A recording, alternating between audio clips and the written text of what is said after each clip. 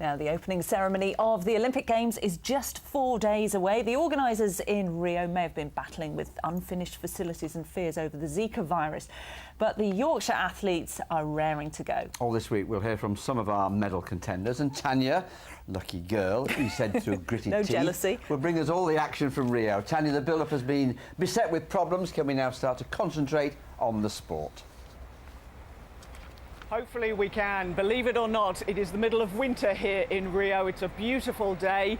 This is the Olympic Park, but this is as close as we've managed to get to it because it's still in lockdown as they finish off the venues before the public are allowed in. Let's give you a quick tour of the venues that we can see from up here.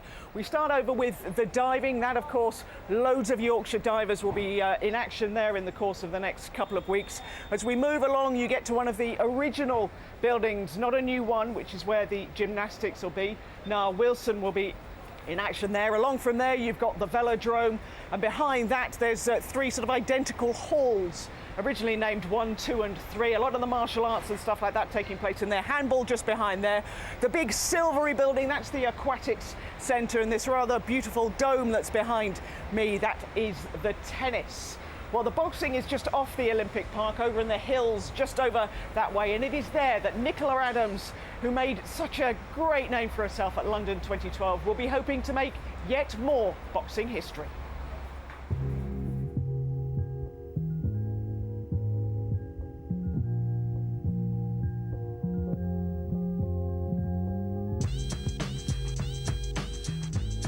There's a chance to be a double Olympic champion. We've never had one, male or female, in the boxing before.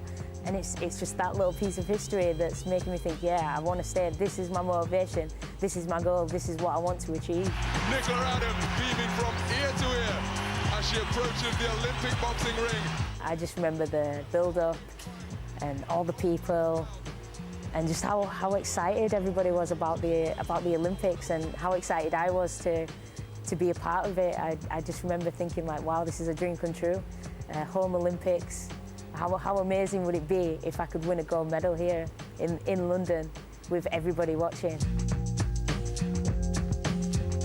I went in the ring and I thought it was going to be really close. And I was like, yeah, boxing away, going through the first round. I was like, yeah, okay, cool, I've got that one. And then the knockdown surprised me the most, I think. I was like, wow, I was in shock myself. I hear the crowd roar and I'm like, yeah. And then I'll go back to the corner. I'm like, okay, she's getting up. I need to focus. And then I went through the next 2 rounds. Everything was going my way and I was like, I've done it. I'm Olympic champion, I've won. It was the most amazing feeling of my life. My life changed completely. I was being approached by people for photographs and autographs, and it was definitely a lot different for me, like not being able to shop in the local supermarket without being like totally bombarded. So it's definitely been an adjustment, but I've adjusted to it now and I'm used to it. It's just become a part of the norm now.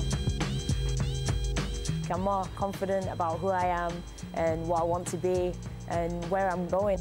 I think this time around as well, going into Rio, it's a lot, not easier, but I guess you have a lot more experience, you know what to expect, you know what it's like to go to the Olympics. And it's just made me an all more rounded person and an all more rounded athlete, I think.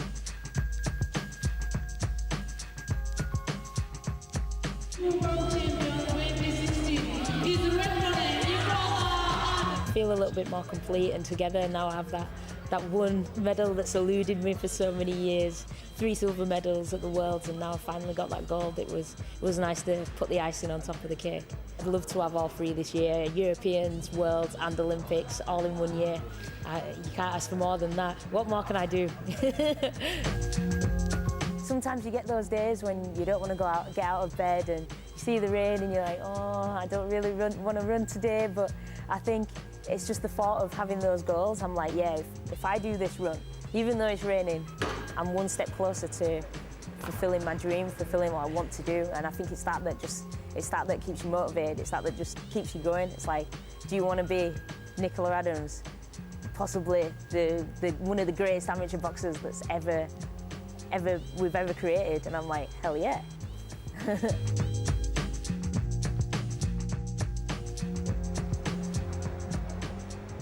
What an inspiration Nicola Adams has been, but she's not, of course, the only Yorkshire boxer that we will have on show. There's young Mo Ali and Qais Ashfaq, who remembers what an amazing atmosphere it was in London 2012, and he can't wait to be part of an Olympics himself.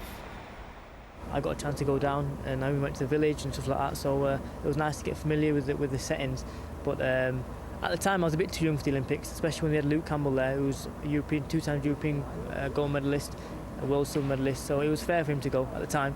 But like I say, I progressed perfectly, and now it's my time. Well, on tomorrow night's programme, we'll be hearing from the synchronised divers Jack Law and Chris Mears, who not only dive together, but live together as well. But for now, from a very sunny and beautiful Rio, it's back to you. Thank you very much indeed, Tanya. Tanya, just take it easy out there, won't you? Don't get sunburned, will you? Sticking with Rio.